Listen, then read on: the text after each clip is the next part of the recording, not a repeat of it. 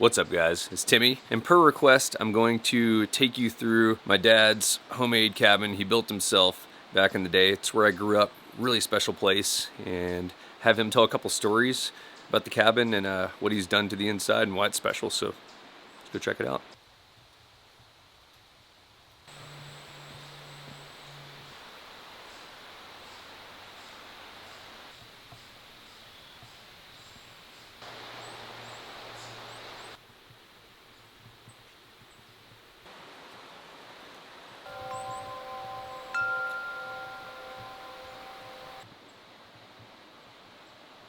I'm not gonna put it on. That's not that horseradish cheese, is it? No. You want some of it?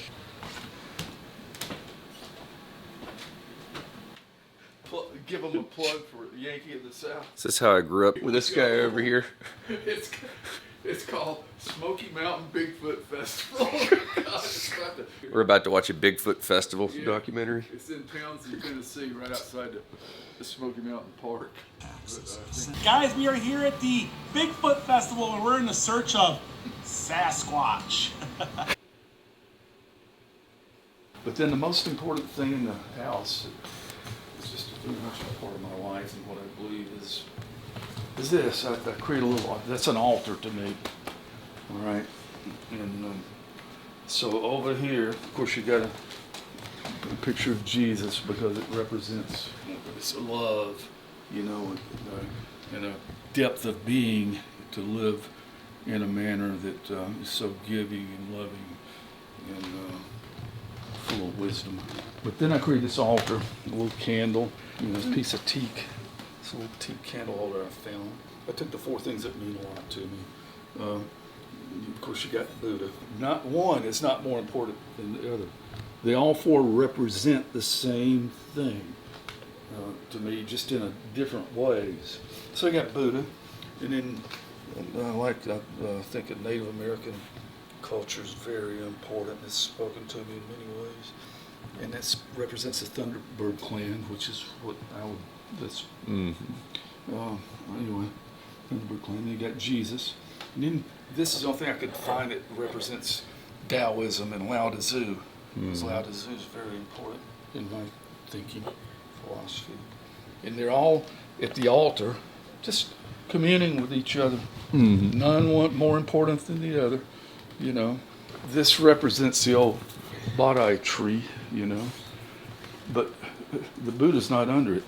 The wizard is under it, because the wizard represents something that is in each of us if we dig deep enough and find it. And it's inclusive of all of that, but it stands alone, you know, and understands something deeper than most of us ever find. And then these are 2 old books. That's Robert Service's original Spell of the Yukon. And then this one right here is from the Pilgrim's Progress. And that's an original copy of it. And there's some pages missing, and I started restoring the pages on the computer, you know, just typing. Yeah. You know, but I stopped it. That's another copy I found that's old as heck. Pilgrim's Progress. That's really a cool book.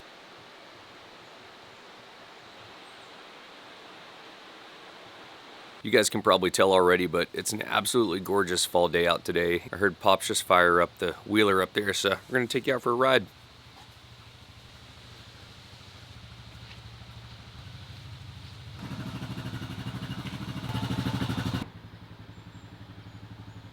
These leaves really just started falling just the last day or so.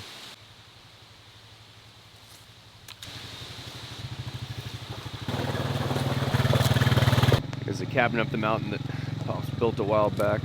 Sold it now.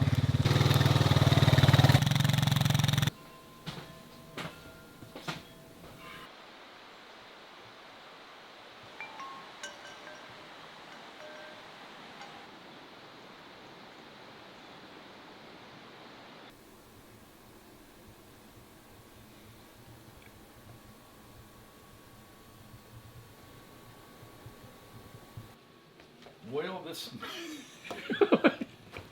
See what the heck cut that. You haven't done much camera stuff. Should be pretty good.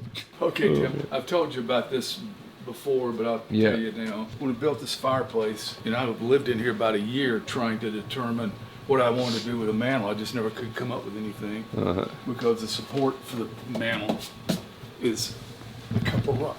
See right there? Oh yeah. Yeah, one on each side. That's the way I was going to build it. So then I found this piece of wood and finished it, put it up there, and it didn't look right. So because you could see the rock you were saying. Yeah, exactly. So I just sit in here at night or early in the morning, whatever, and think. So I came up with this idea. And the cool thing about this, I mean, the wood's cool, but there was a fantastic carver that worked with Jerry Sisson in Blue Ridge. And I told Jerry what I wanted to do, and he had that guy carve. He's a retired Navy fella. What I wanted was basically a Native American up against a tree, hunting deer with his bow. Here comes the trail. Okay, deer coming down the trail. He came out to where he was going to put his stand, and his canoe. That's the river. Down the river, yeah, or creek, whatever you want to call it. And then he walked to the point that he was going to knew the deer trail was. So I mean, he did a great job. This guy Carr is just great. And then Jerry's daughter, actually, because I didn't want it subtle looking, not you want to jumping make it out pop with the paint. Yeah, and she did that and did a great job with it. But if you notice, it's finished around the side too. But it was like, golly, 2 or 3 years before it was visualized and then actually, became a reality. So that's the story behind that. There you go. That's just one thing, one little thing. That part's up there is pretty cool too, with the knots and stuff and the teepees. And I thought that was really cool. You really see this better at night. You just turn that backlight on. Yeah, you can see the daylight through the door right there. Found a piece of cornice wood, and then had the same fella. I wanted him to carve a little Indian village. All right, and I told him what I wanted. I wanted the drying racks for the fish and ponies and teepees and all that. But here's what I didn't tell him. I would have never thought of this. He did this of his own accord. Everywhere there's a teepee, there was a knot in this piece of wood. He placed his teepees where the knots are. Yeah. For the entrance, Yeah, those really that's cool. brilliant. Then I came back on the cabinets and did all this and had him carve bears. Yeah, I mean, this isn't like pre-manufactured. You're like popping every single one of these. I decided I didn't, after I added this dormer in here, I started thinking, I'm going to do that around these windows and down the dormer. And all this trim, I had Jerry, he had a kiln dryer at his place. I just had a bunch of it cut with the, the natural edge on it. And retrimmed all my windows. Yeah, that looks good when you pulled all the old just Home Depot trim off there and did that. Yeah. The archway is really cool over here too. This was not out there, not even the porch over there. And I wanted a little more space and a little library to sit in and read in the wintertime. Just makes it inviting to walking through there. It just makes you want to walk through it.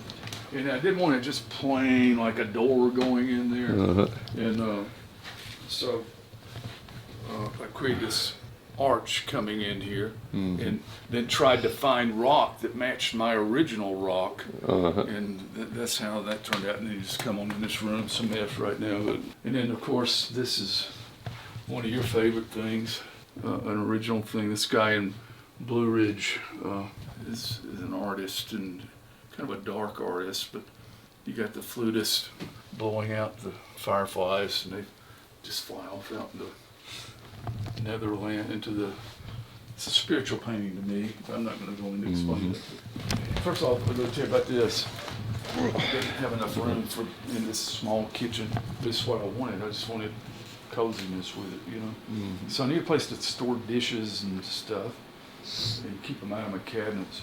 So I had Jerry build this and found the black walnut, tried to match the theme that I was doing with the cabinets. Oh, that piece over there. That's a really nice piece. This guy nice. Up here, that's not a guy built that.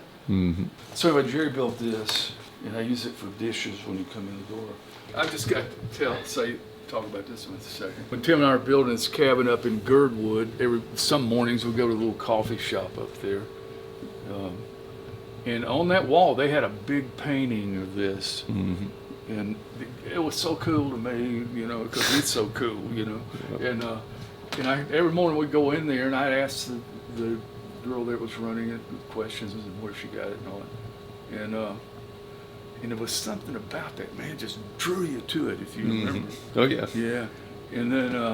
it was huge, too. It was like 3 feet by 4 feet. Yeah, it was a big one. And it had color.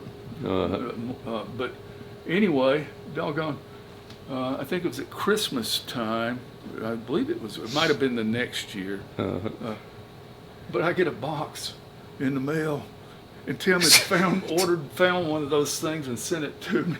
And that's the coolest thing, man. I walked through here with a glass of wine. I toasted when I walked by. Yeah. It's cool. That's all there is to it. These are some family pictures, but here's one that's pretty cool. This is when Tim was just, golly, he couldn't have been more than 4 months old or something.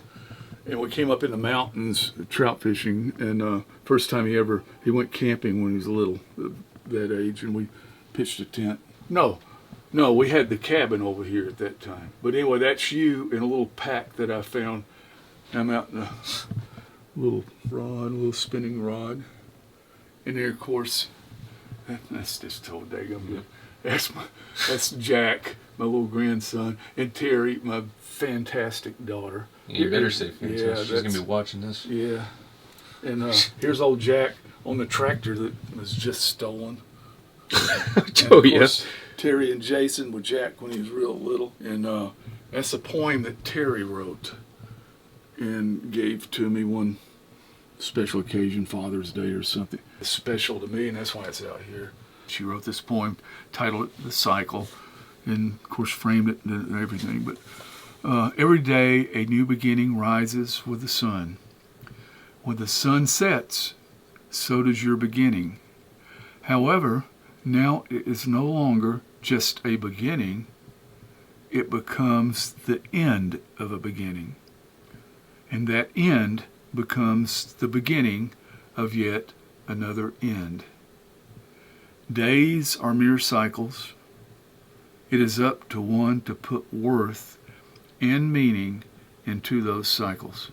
For a worthy and meaningful end can only arise a worthy and meaningful beginning. That's just fantastic. That's cool.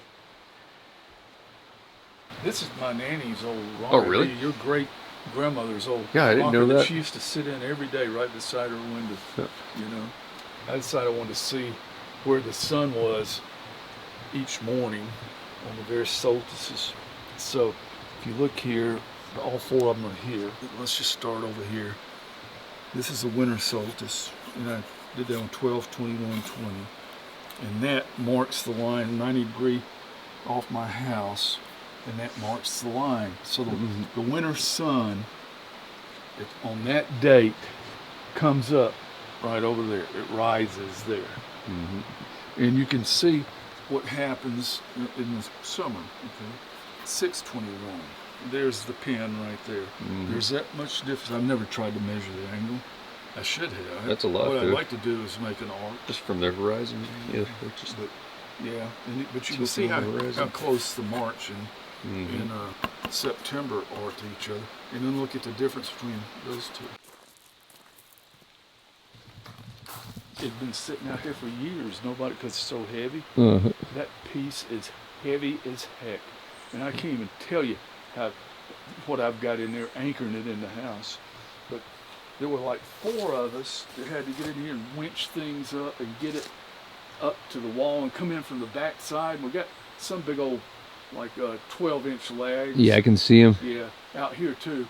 But most of it supported from the back side. You know, ducks have always been. Yeah. I mean, that's a passion. This guy's a duck hunting machine, or used to be. Right here, be obsessed with it. There's a guy named Zach something, And I found out about him, and he took this old panel right here, original old panel, and so you can see that, still got the old hinge on it, and he carved a ruddy duck and just put it on there. It's a simple carving kind of, but you know, not everybody can do that. And then put old decoys on there, and I actually had that around here for probably a year and a half because I was gonna put it up there where I got all of the decoys, and then I thought, no, I'm gonna put it down here where I can see it every day. Yep. You know, my friend Kathy, we got an antique store, and she's always going around, you know, way out in the middle of nowhere looking for stuff to sell in her store. She found that. All right, it was at an old fly shop that had closed down, and Bob's Fly Shop, good stuff, good stories. All right. And she called me from the shop, seeing if I wanted her to get it and bring it home. And I told her, oh yeah, man. She explained it to me. And that thing is just... That's crazy. I thought someone made that as a gift or something for you, you know? No, that was a carving that guy had done to put on as a, you know, for his fly shop. That's an old creel from like way back when I started fly fishing from the 1970s. Your old net. Yeah. Yeah, old net. It's not working too yeah, good. it's not looking too good.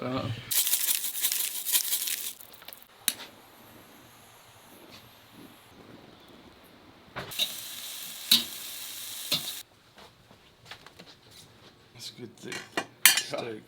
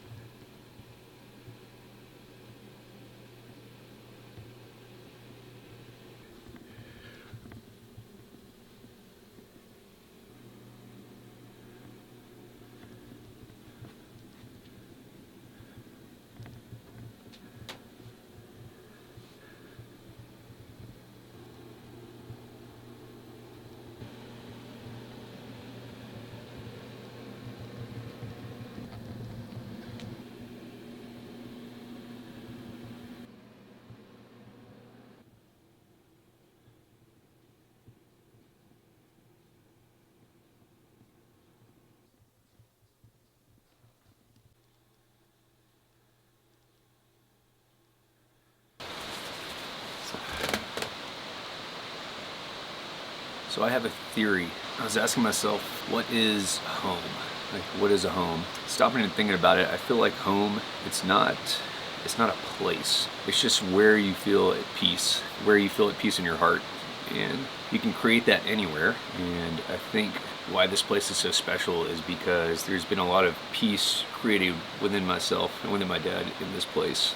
And you can feel it when you come here. It just makes it really special to me. So I feel like that is what makes this place home. Every time I come here, when it's time to leave, I don't necessarily get sad, but I just feel like I wish I had more time there. Then I realize no matter what you're doing in life, there's never really enough time, you know? There's no way to ever make anything enough time. But the cool part is what you can do, what you can control is what you do with your time and how you make the most of your time. And I think that's just an important thing to remember, no matter where you're at, what you're doing. Just use it up wisely.